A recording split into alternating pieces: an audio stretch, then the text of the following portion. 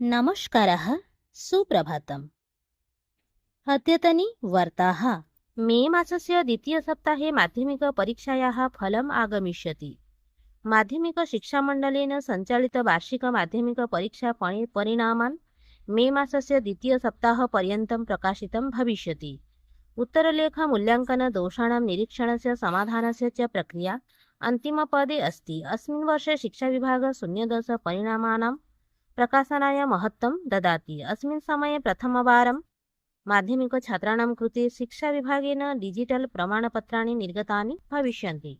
ममता सर्वकारस्य उपरि सर्वोच्चन्यायालयस्य असन्तोषः। सर्वोच्चन्यायालयेन पश्चिमबङ्गसर्वकारस्य आलोचना कृता यत् सः सन्देशखाली प्रकरणे CBI अनुसन्धानस्य विरोधं कृतवान्, तथा च प्रश्नं कृतवान् यत् राज्यसर्वकारः कस्यचित् व्यक्तेः हितस्य रक्षणार्थं सर्वोच्चन्यायालयस्य समीपं कथं गन्तुं शक्नोति।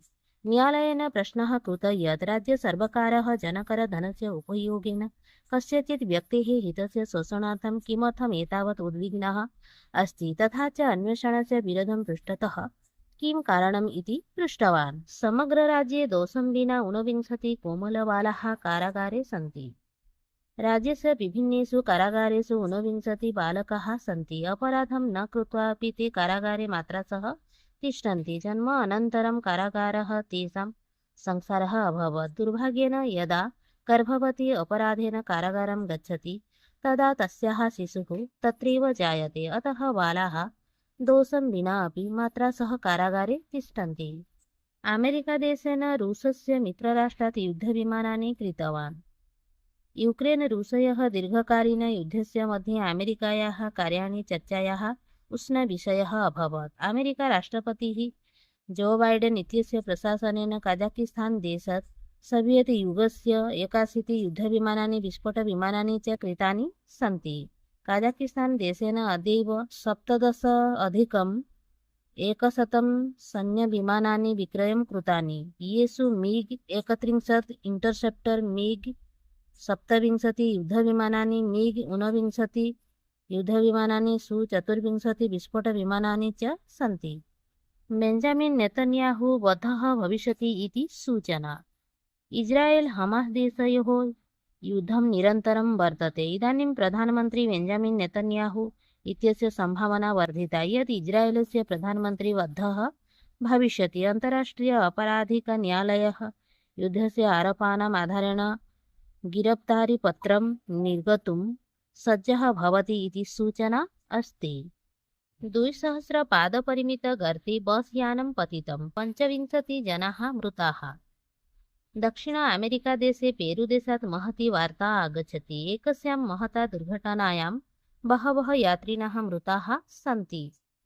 पर्वतीयमार्गे गच्छन्ति बस्यानं खाते पतित्वा 25 यात्रिणः स्थले एव मृताः। एतदतिरिक्तं बहवः जनाः घातिताः इति स्थानीय अधिकारिणः सूचितवन्तः। बस्यानं प्रायः 200 पादपरिमितगभीरखाते पतितं। तस्मिन् बस्याने 40तः अधिकाः जनाः गच्छन्ति। ह्यः ग्रीष्मकालः असम्भालः आसीत्। जनाः भयभीताः सन्ति। ओडिशाप्रदेशः ज्वलति। इतः परं ग्रीष्मकालः अधिकम् असम्भालः भविष्यति। ह्यः अद्य च तीव्रतापस्य तरङ्गस्य कारणेन मौसमविभागेन 15 मण्डलानां कृते रक्तवर्णीया सूचना प्रदत्ता अस्ति। 15 जिल्लासु नारङ्गवर्णीया सूचना प्रदत्ता अस्ति। उष्णता आर्द्रता च जनजीवनं बाधितवती अस्ति। प्रातः 8:30 पर्यन्तम् उत्ताप 37 डिग्री पर्यन्तं भवति।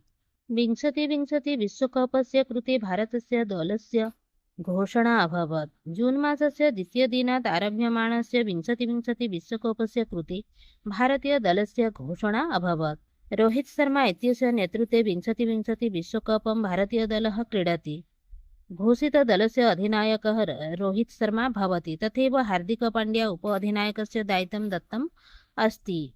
रोहित, हार्दिक, विराट कोहली, यशस्वी जयस्वाल, सूर्यकुमार यादवः, ऋषभ पन्तः, संजू सैमसनः, शिवम दुबे, रवीन्द्र जाडेजा, अक्षर पटेल, कुलदीप यादव, युजवेंद्र चहल, आर्शदीप सिंह, यशप्रीत बुमराह, मोहम्मद सिराजः विश्वकप् दले अवसरं प्राप्तवन्तः इति वार्ताः।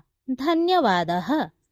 जयतु भारतं, जयतु संस्कृतम्।